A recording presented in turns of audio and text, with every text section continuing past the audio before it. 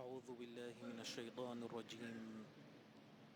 بسم الله الرحمن الرحيم.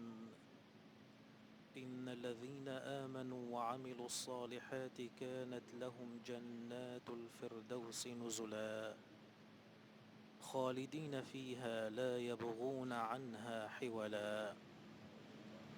الحمد لله رب العالمين. الحمد لله الذي بنعمته تتم الصالحات. الحمد لله الذي وفقنا لفعل الطاعات وجنبنا ترك المنكرات.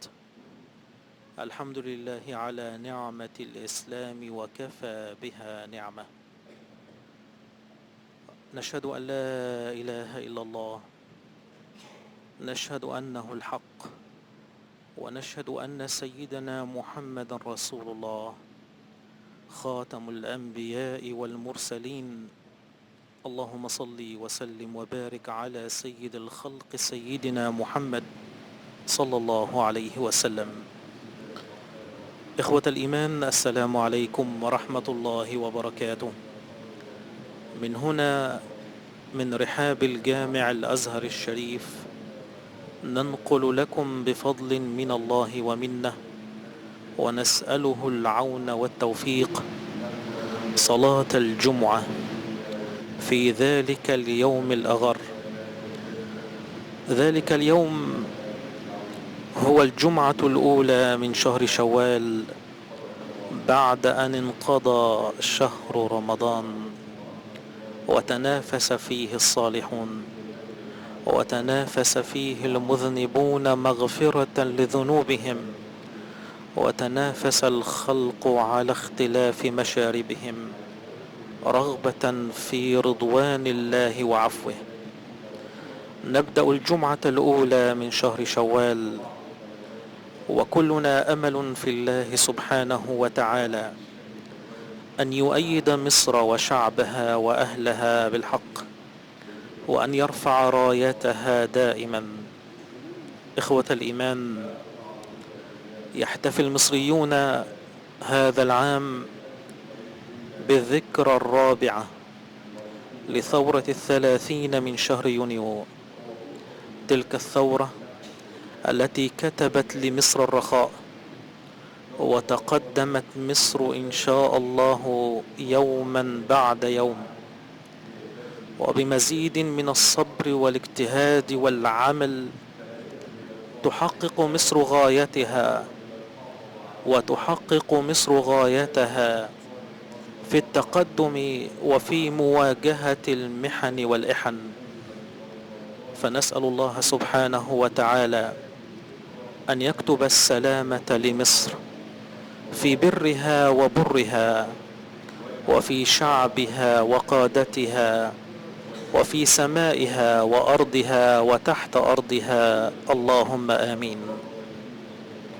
إخوة الإيمان، ونحن نحتفي نقتدي، وخير الاقتداء ما في كتاب ربنا سبحانه وتعالى وما في سنته صلى الله عليه وسلم، حيث أمرنا المولى سبحانه وتعالى بالسعي على الأرزاق.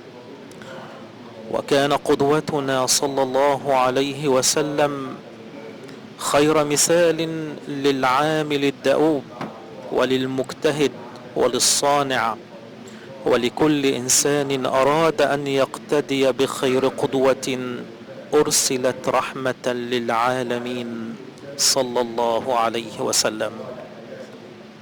فاللهم صل على سيدنا محمد وعلى آل سيدنا محمد كما صليت على سيدنا إبراهيم وعلى آل سيدنا إبراهيم في العالمين إنك حميد مجيد.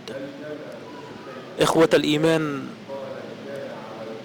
تلاوة هذا اليوم المبارك من أيام الله تعالى سوف تكون إن شاء الله تعالى من سورة الزمر، ويتلوها علينا فضيلة القارئ الشيخ أحمد تميم المراغي. وسوف نستمع إلى خطبة مباركة من فضيلة الدكتور عباس شومان وكيل الجامع الأزهر الشريف. نحن هنا نقتدي بالحبيب ونسعى دائما إلى أن يكون اقتداؤنا خير اقتداء. نصلي الجمعة الأولى من شهر شوال وقد انتقلنا من موسم للطاعة وفي انتظار موسم آخر من مواسم الطاعات هو موسم الحج، وبينهما يظل المؤمن على عهد مع الله تعالى التزاما بكتابه الكريم وسنة نبيه العظيم. هيا بنا نستمع إلى هذه التلاوة المباركة من فضيلة القارئ الشيخ أحمد تميم المراغي. أعوذ بالله من الشيطان الرجيم.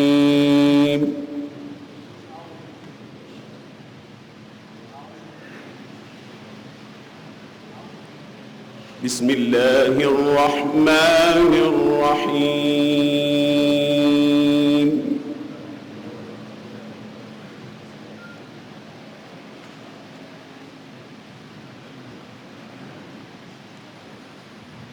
وينجي الله الذين اتقوا بمفازتهم لا يمسهم السوء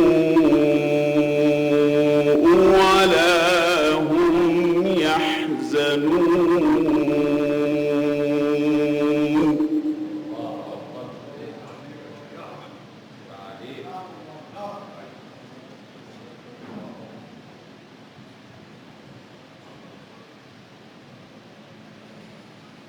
الله خالق كل شيء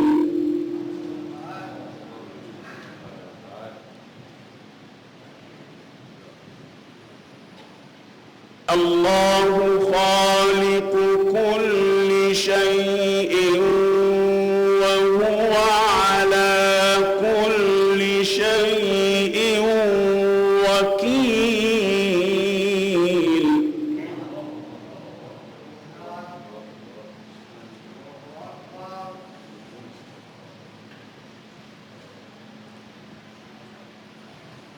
له مقاليد السماوات والأرض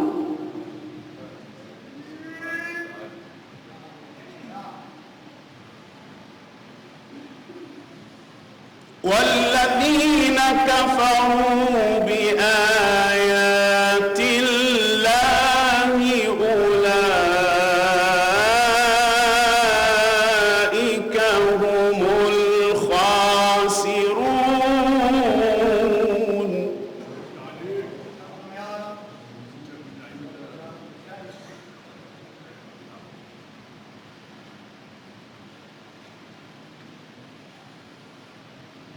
قل أفغير الله تأمروني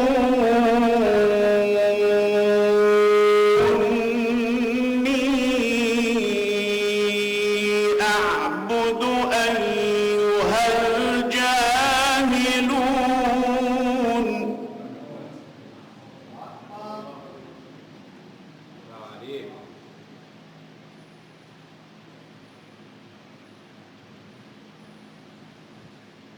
ولقد أوحي إليك وإلى الذين من قبلك لئن أشركت ليحبطن عملك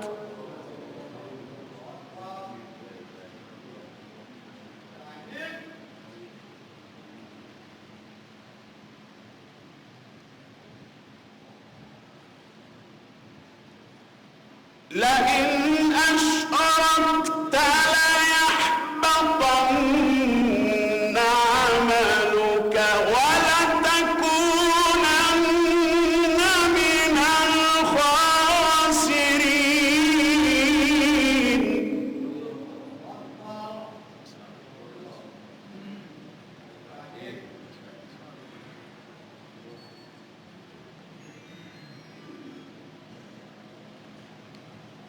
بل الله فاعبد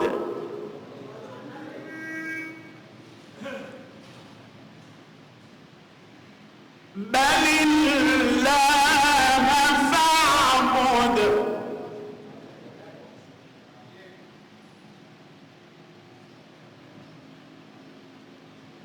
بل الله فاعبد وكن من الشاكرين.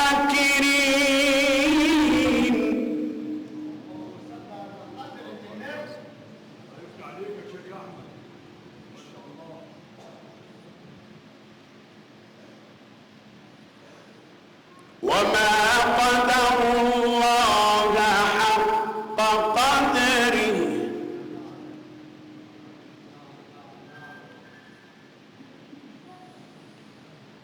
والأرض جميعا قبضته يوم القيامة والسماوات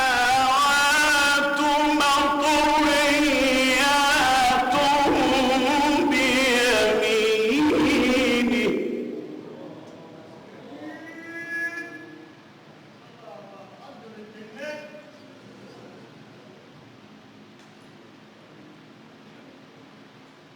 والسماوات مطويات بيمينه سبحانه وتعالى عما يشركون.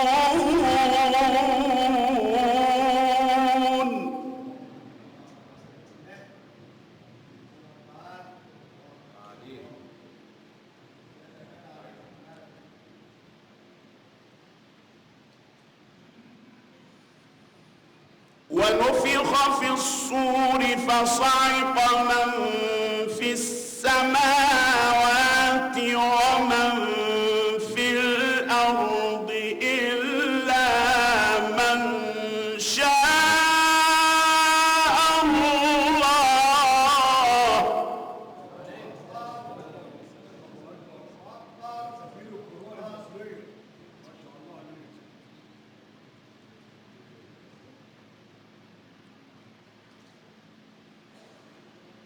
ثم نفخ فيه أخرى فإذا هم قيام ينظرون.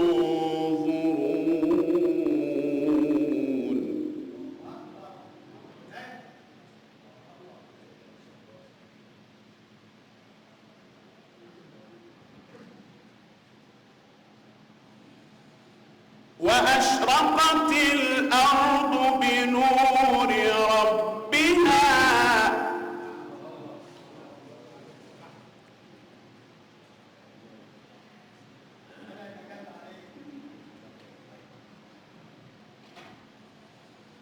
وأشرقت الأرض بنور ربها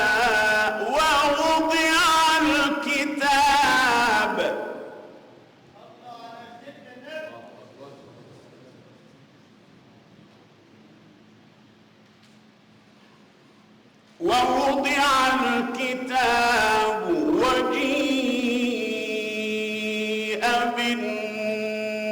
بالنبيين والشهداء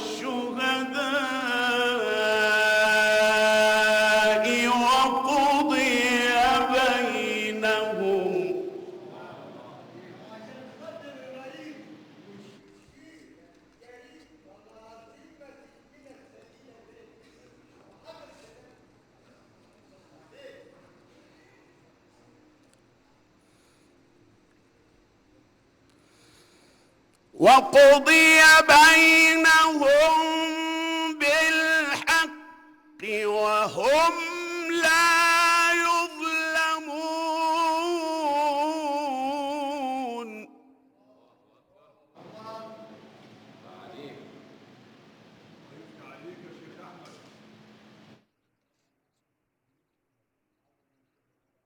ووفيت كل نفس ما عملت وهو أعلم بما يفعلون.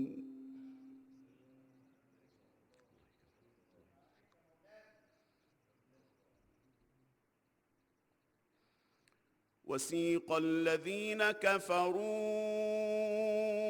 إلى جهنم زمرا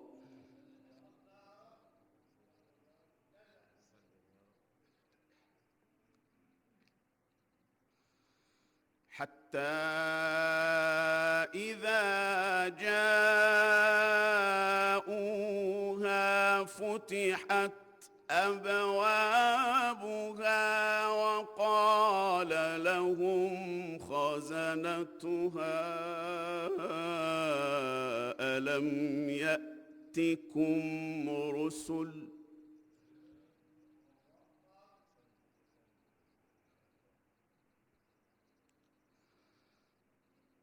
ألم يأتكم رسل منكم يتلون عليكم آيات ربكم وينذرونكم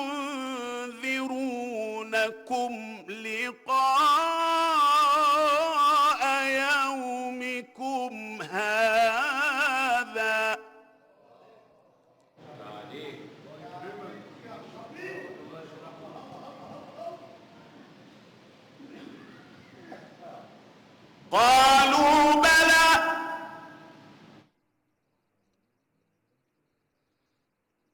قالوا بلى ولكن حقت كلمة العذاب على الكافرين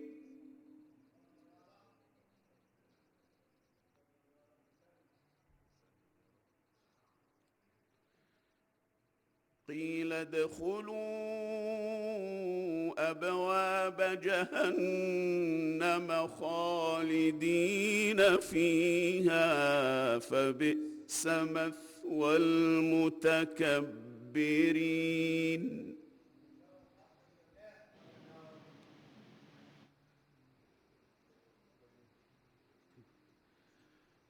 وسيق الذين اتقوا ربهم إلى الجنة زمرا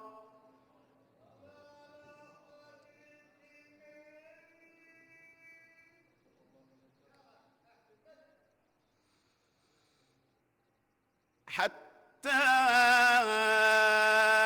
إذا جاءوها وفتحت أبوابها وقال لهم خزنتها سلام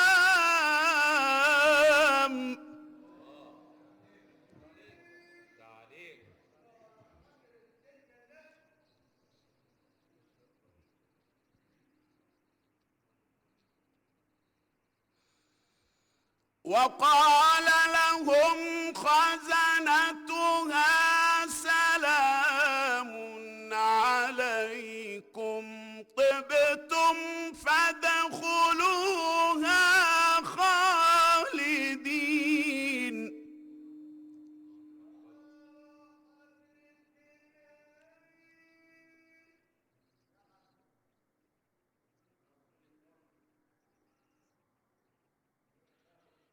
وقالوا الحمد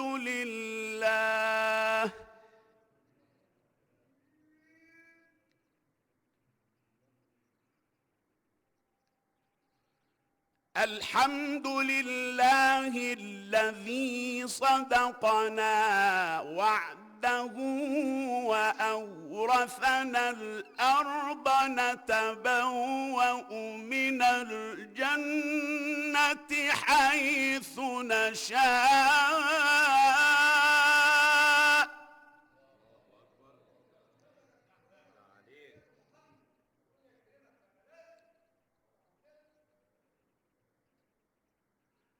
فنعم أجر العاملين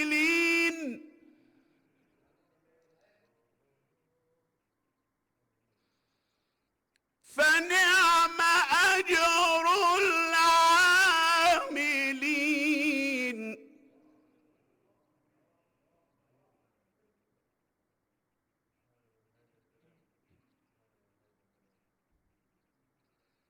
فنعم أجر العاملين.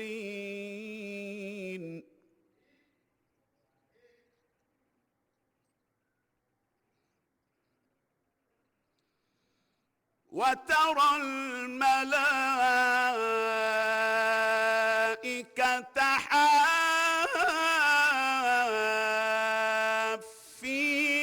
من حول العرش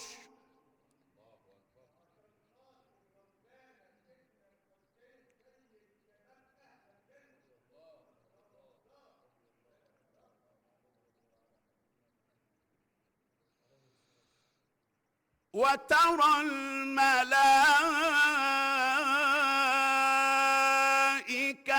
حافين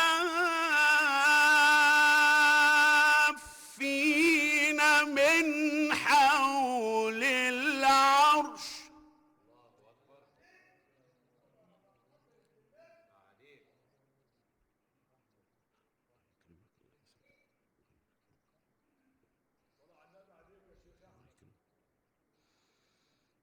وترى الملائكة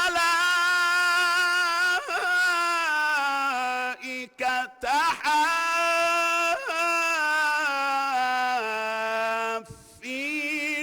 من حول العرش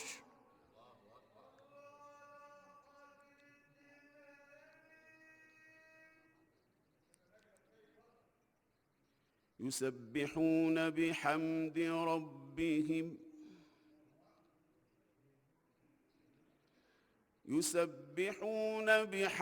ربهم وقضي بينهم بالحق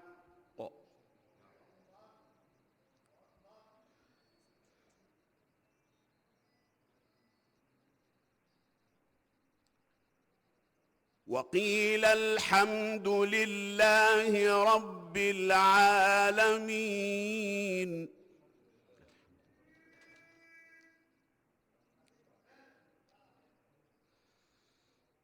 وقيل الحمد لله رب العالمين. بسم الله الرحمن الرحيم. حميم.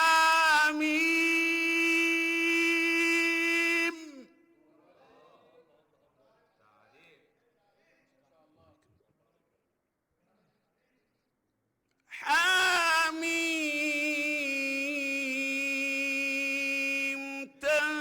تنزيل الكتاب من الله العزيز العليم.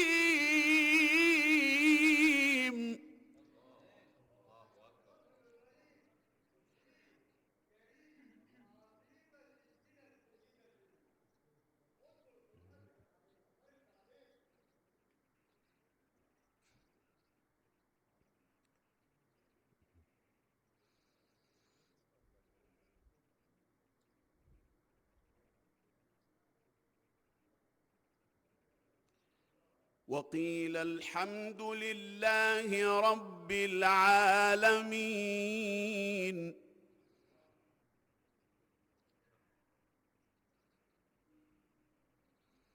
بسم الله الرحمن الرحيم. حميم. تنزيل الكتاب من الله العزيز العليم.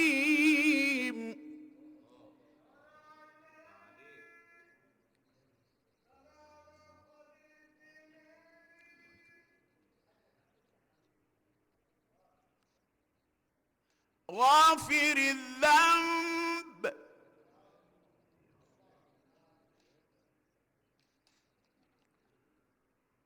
غافر الذنب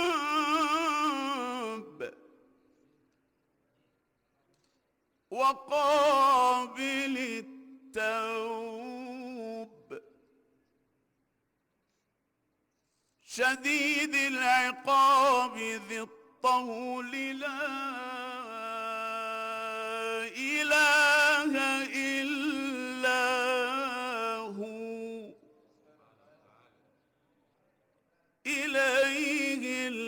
بصير. صدق الله العظيم. اللهم إنا نسألك. الفاتحة.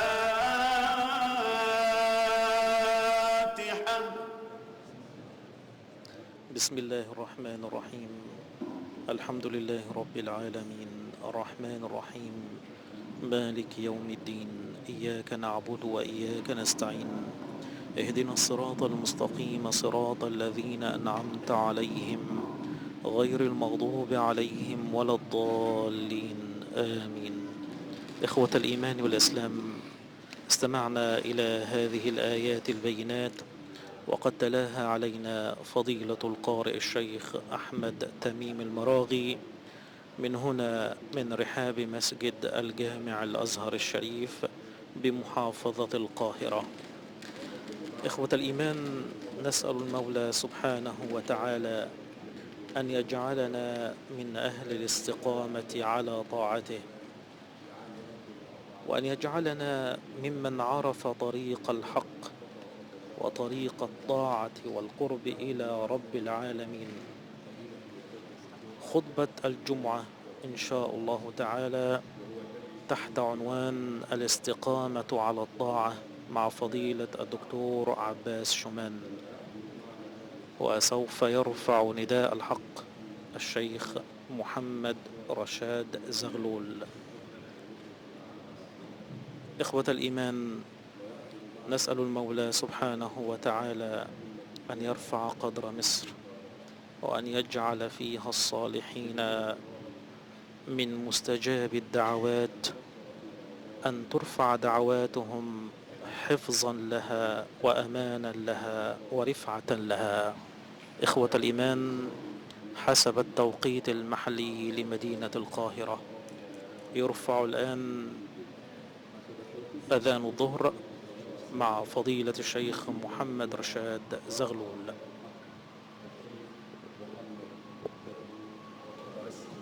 الله أكبر الله أكبر الله أكبر الله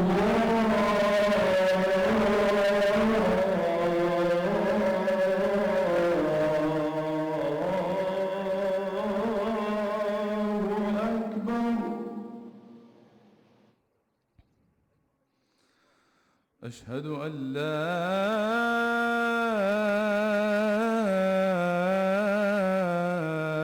إله إلا الله.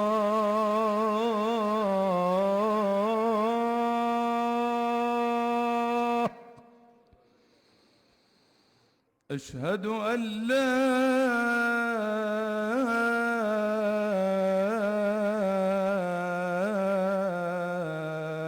إله إلا الله.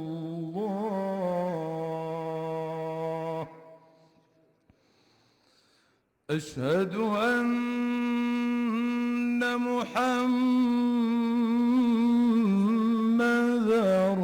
رسول الله.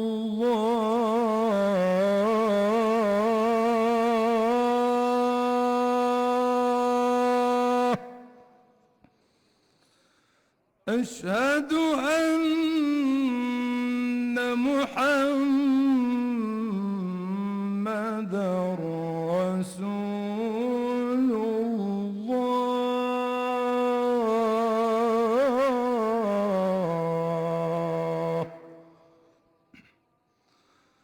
حي على الصلاة.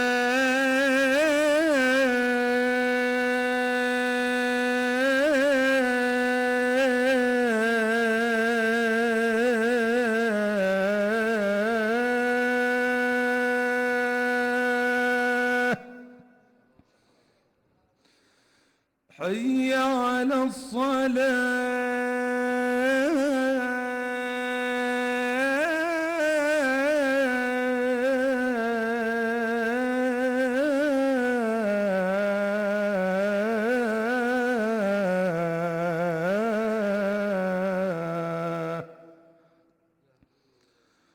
حي على الفلاح.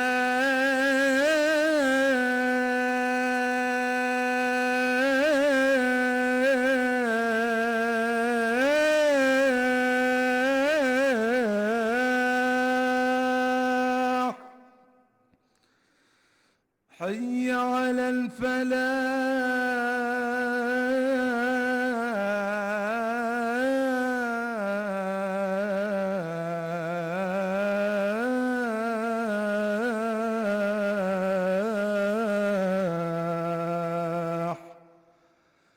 الله أكبر،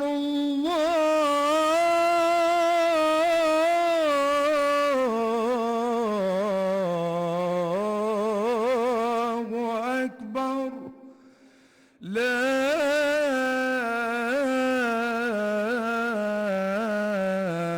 إله إلا الله.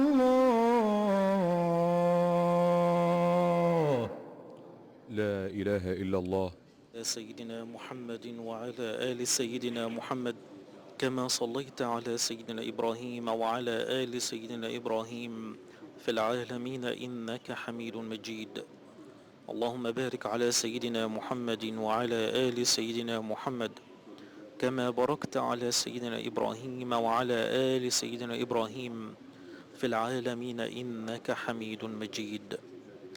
اللهم رب هذه الدعوة التامة والصلاة القائمة آت سيدنا محمد الوسيلة والفضيلة والدرجة العالية الرفيعة وابعثه اللهم المقام المحمود الذي وعدته إنك لا تخلف الميعاد. رضينا بالله ربا وبالإسلام دينا وبسيدنا محمد صلى الله عليه وسلم نبيا ورسولا.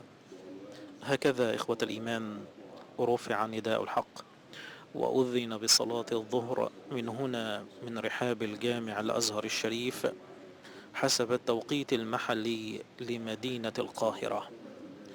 وقد قام إخوانكم هنا بأداء ركعتين تقربا إلى الله سبحانه وتعالى، داعين الله سبحانه وتعالى أن يرزقهم الاستقامة على الطاعة وعلى علو الهمة، اللهم آمين.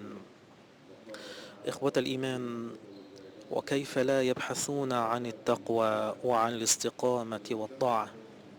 والله تعالى قال: لكن الذين اتقوا ربهم لهم جنات تجري من تحتها الأنهار خالدين فيها، وهذا هو سرهم ومبعثهم وفوزهم، خالدين فيها نزلا من عند الله وما عند الله خير للأبرار. إخوة الإيمان، ويقول تعالى: إن الذين آمنوا وعملوا الصالحات كانت لهم جنات الفردوس نزلا. ويقول سبحانه: أما الذين آمنوا وعملوا الصالحات فلهم جنات المأوى نزلا بما كانوا يعملون. إخوة الإيمان، حينما نستمع إلى خطبة الجمعة وجب علينا الاقتداء والاهتداء بما يقال. الآن إخوة الإيمان، فضيلة الدكتور عباس شومان يصعد درجات المنبر لأداء خطبة الجمعة. السلام عليكم ورحمة الله وبركاته. الله أكبر، الله أكبر، الله أكبر،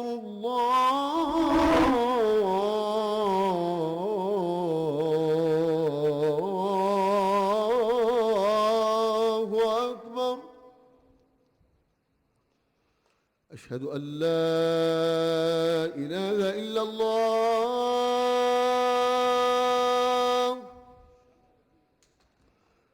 أشهد أن لا إله إلا الله،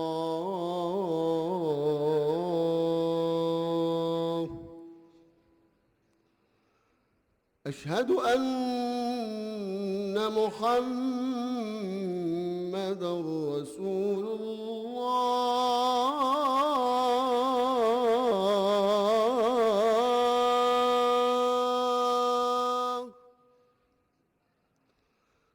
أشهد أن محمدًا محمدا رسول الله.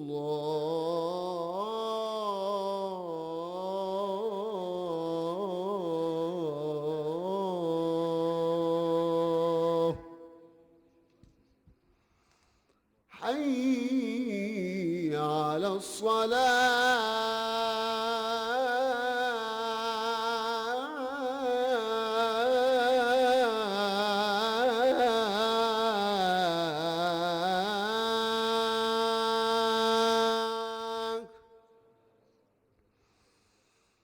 حي على الصلاة.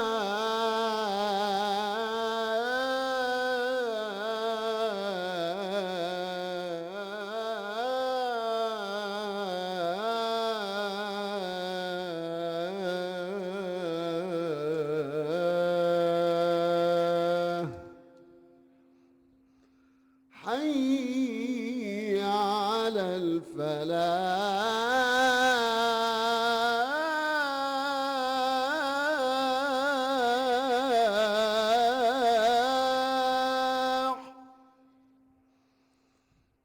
حي على الفلاح.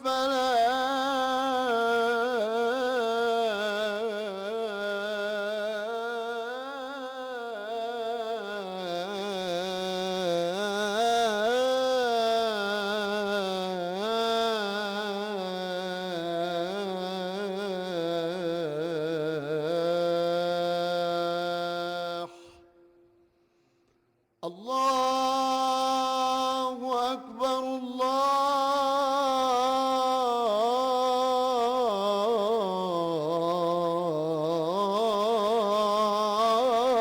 الله أكبر. لا إله إلا الله.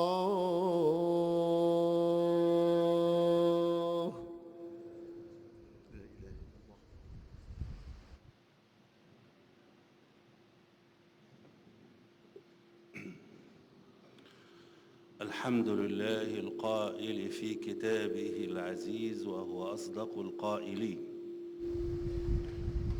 إن الذين قالوا ربنا الله ثم استقاموا تتنزل عليهم الملائكة ألا تخافوا ولا تحزنوا وأبشروا بالجنة التي كنتم توعدون.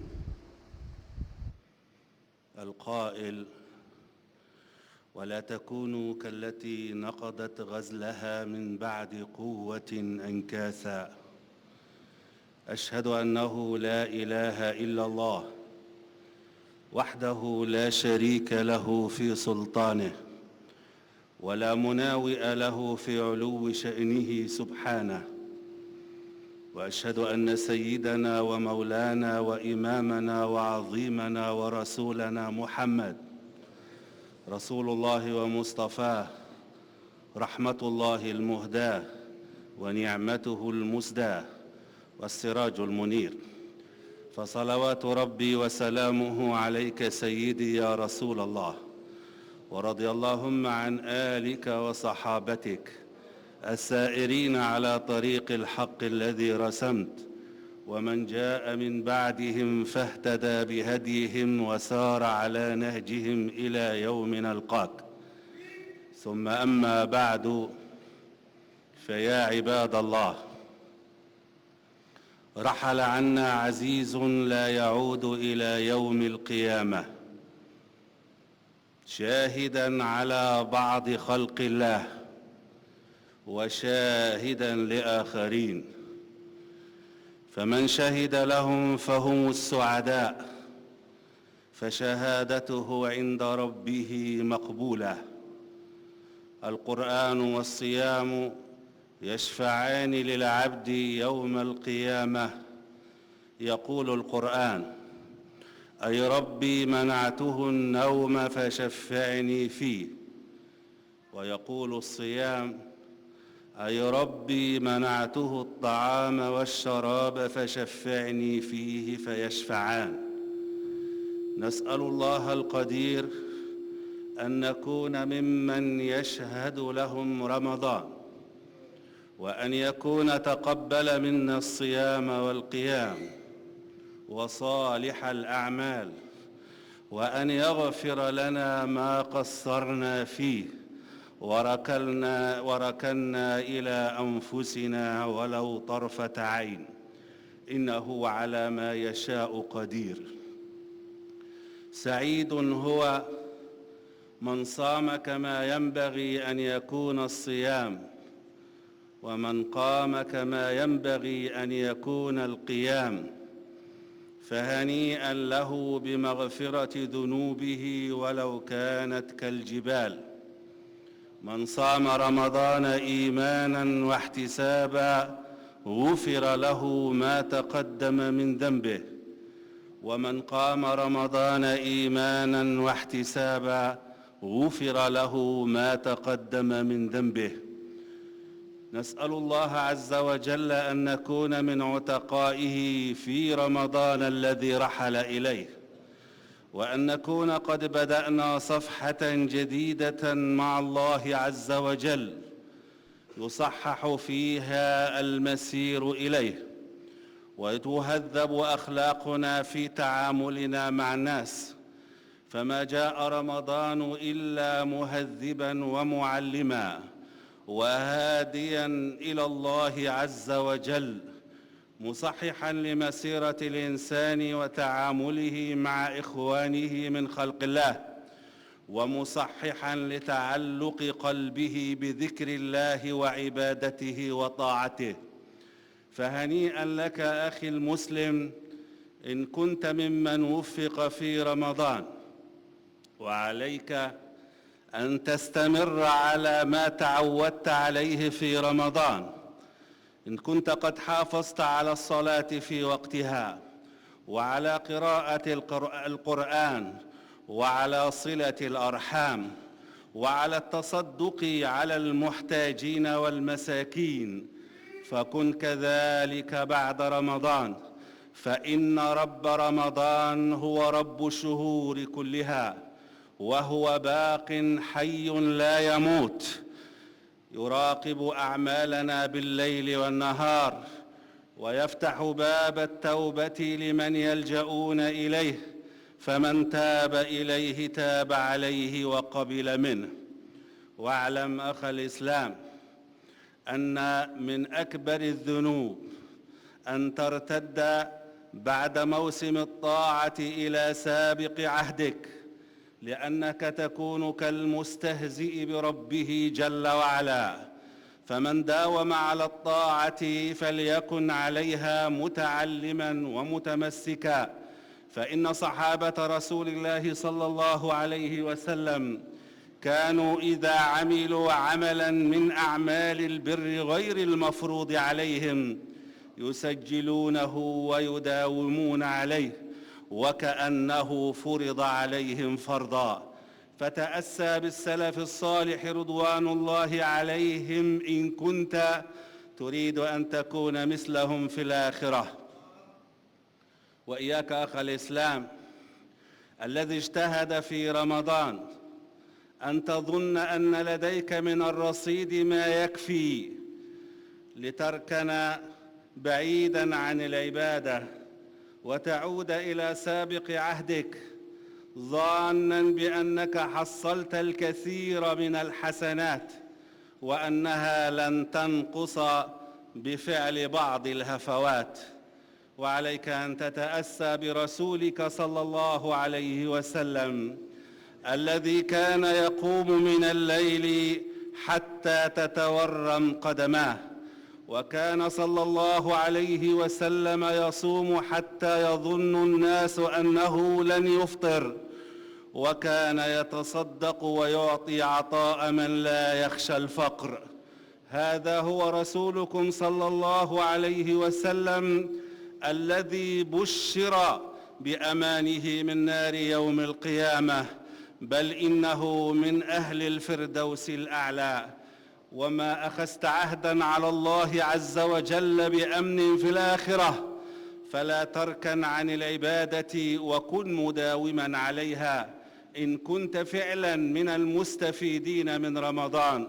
فقد سئل رسولنا صلى الله عليه وسلم عن العمل الأفضل، فقال صلى الله عليه وسلم: أدومه وإن قل. فداوم على عبادة الله عز وجل. وقد سئلت أم المؤمنين عائشة رضي الله عنها عن عمل النبي صلى الله عليه وسلم، وهل كان يختص شيئا من الأيام؟ قالت: لا، كان عمله ديمة. وأيكم يستطيع ما كان رسول الله صلى الله عليه وسلم يستطيع؟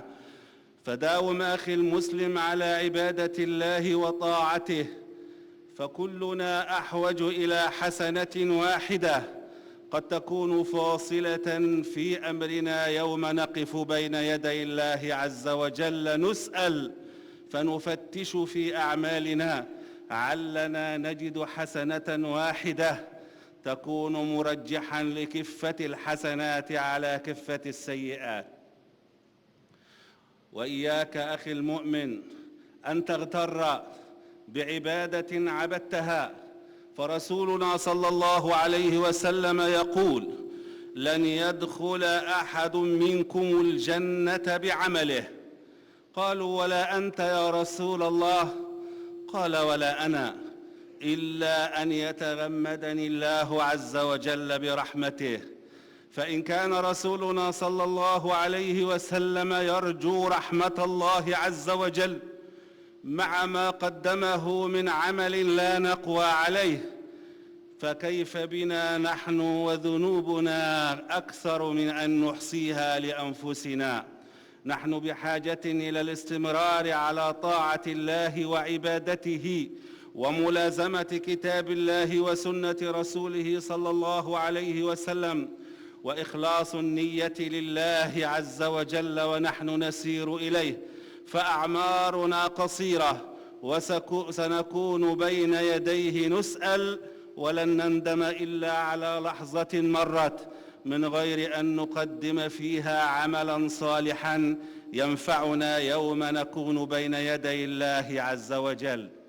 وإن كنت أخي المسلم ممن فوتوا فرصة رمضان فقد حرمت الخير الكثير، فالمحروم حقا هو من حرم في رمضان.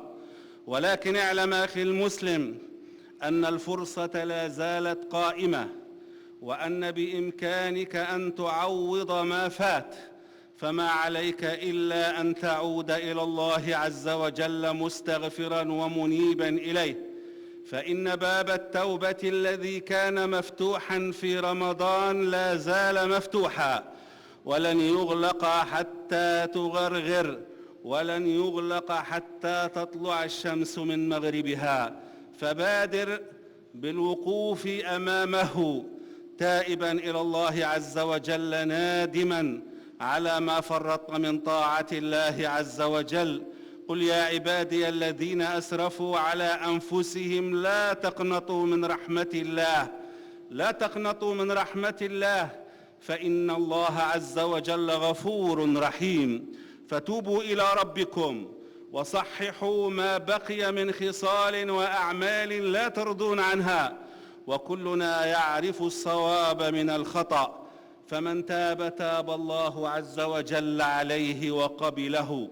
ولعلكم جميعا تعلمون أن رسولنا صلى الله عليه وسلم أعلمنا أن رجلا في من كانوا قبلنا قتل 100 نفس، ومع ذلك أدخله الله عز وجل الجنة، وهو الذي لم يعمل عملا صالحا في حياته قط، إلا أنه عزم عزما أكيدا على الإقلاع عن المعاصي، وترك بلده بلد المعصية مهاجرا إلى بلدة يطيع الناس فيها ربهم ليعبد الله معهم. وبينما كان في منتصف الطريق وافته المنية، فاختصمت فيه ملائكة العذاب وملائكة الرحمة.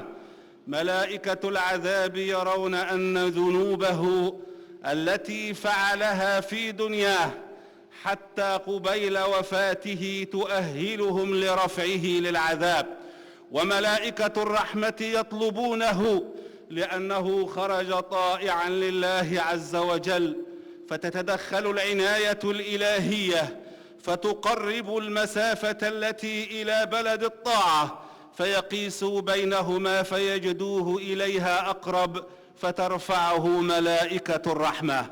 فما عليكم إلا أن تبادروا بالعودة إلى الله عز وجل والإقلاع عن الذنوب، والعزم الأكيد على أن تستمروا على طاعة الله ما بقي في أعماركم، وأن تسألوا الله عز وجل أن يجعلكم وإيانا ممن يدركون رمضان المقبل فيجتهدون فيه ولا يفوتون الفرصة. فإن صحابة النبي صلى الله عليه وسلم كانوا إذا صاموا رمضان يدعون الله عز وجل أن يتقبل منهم الصيام 6 أشهر، ثم يبتهلون إليه بالدعوات 6 أشهر أخرى ليدركوا رمضان الذي يأتي بعده. وتوبوا إلى الله جميعا أيها المؤمنون لعلكم تفلحون.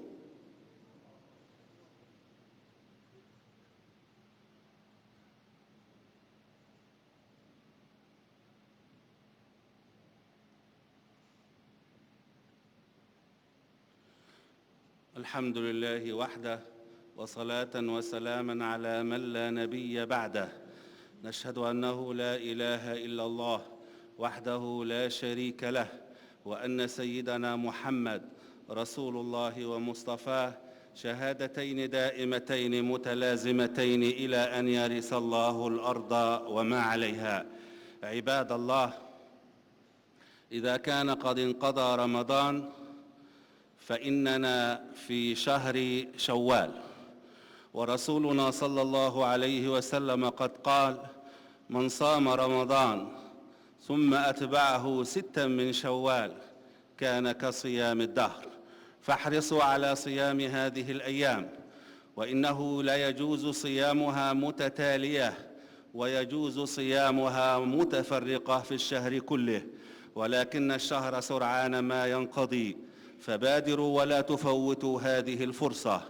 وإن كنت ممن تباطأوا عن إخراج صدقة الفطر فعليك أن تخرجها، فإن الله عز وجل سيقبلها إن شاء الله.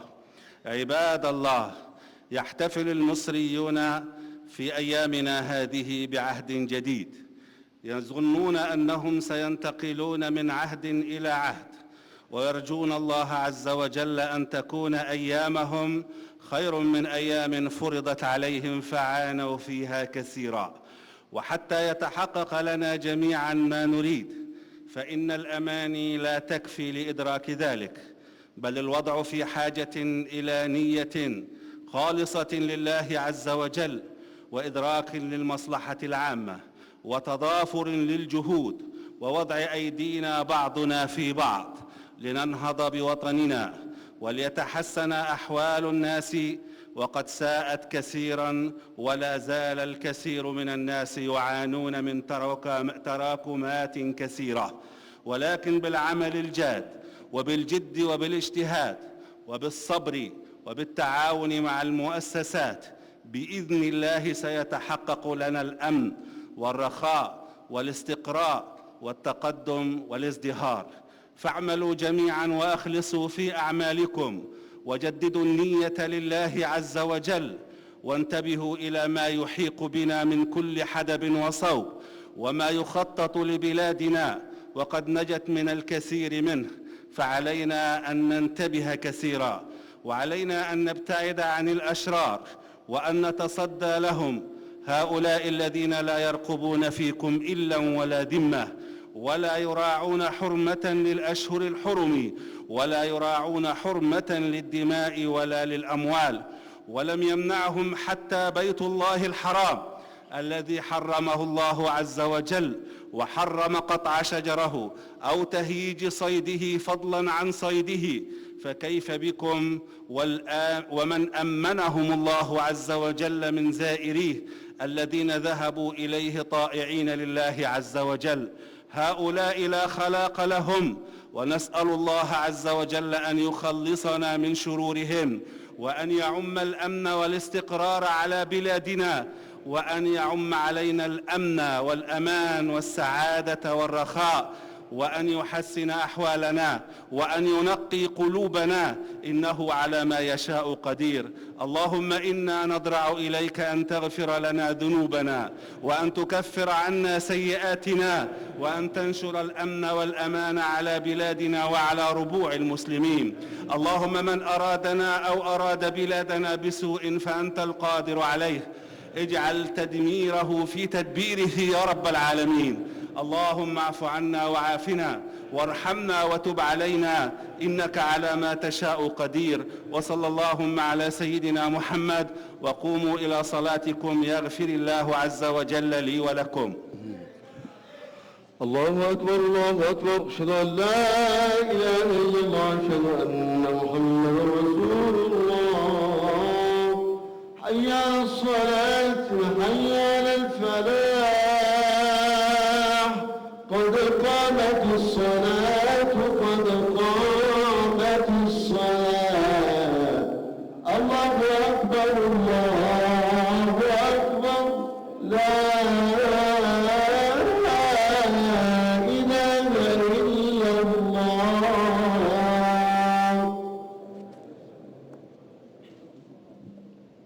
استقيموا يرحمكم الله. سووا الصفوف وسدوا الفرج، فإن الله لا ينظر إلى الصف الأعوج. استقبلوه بخشوع وخضوع، وصلوا صلاة مودع. الله أكبر الله أكبر.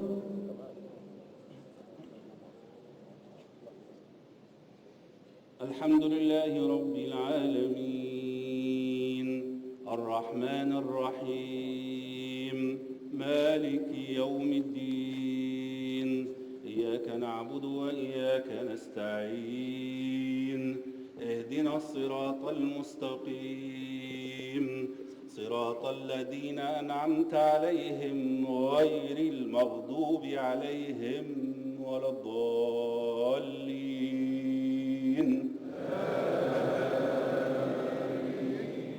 إن الذين قالوا ربنا الله ثم استقاموا تتنزل عليهم الملائكة ألا تخافوا ولا تحزنوا وأبشروا بالجنة التي كنتم توعدون. نحن أولياؤكم في الحياة الدنيا وفي الآخرة، ولكم فيها ما تشتهي أنفسكم، ولكم فيها ما تدعون، نزلا من غفور رحيم.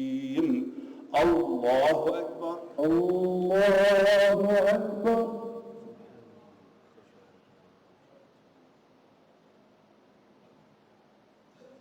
سمع الله لمن حمده. ربنا لك الحمد. الله أكبر الله أكبر. الله أكبر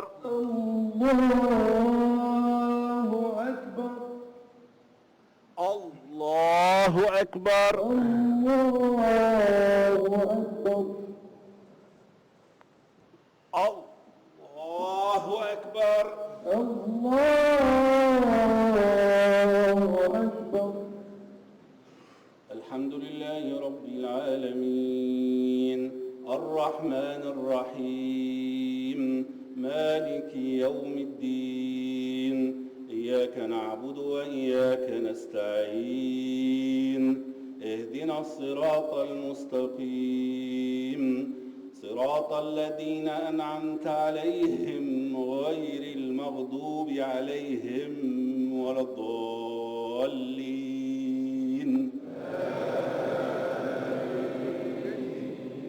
إن الذين قالوا ربنا الله ثم استقاموا فلا فلا خوف عليهم ولا هم يحزنون أولئك أصحاب الجنة خالدين فيها جزاء بما كانوا يعملون. الله أكبر. الله أكبر.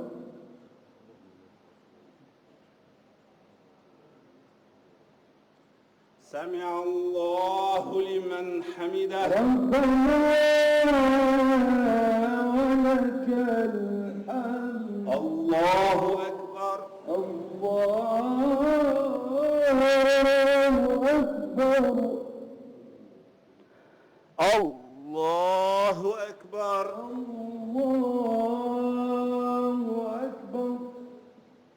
الله أكبر. الله أكبر. الله أكبر. الله أكبر. الله أكبر.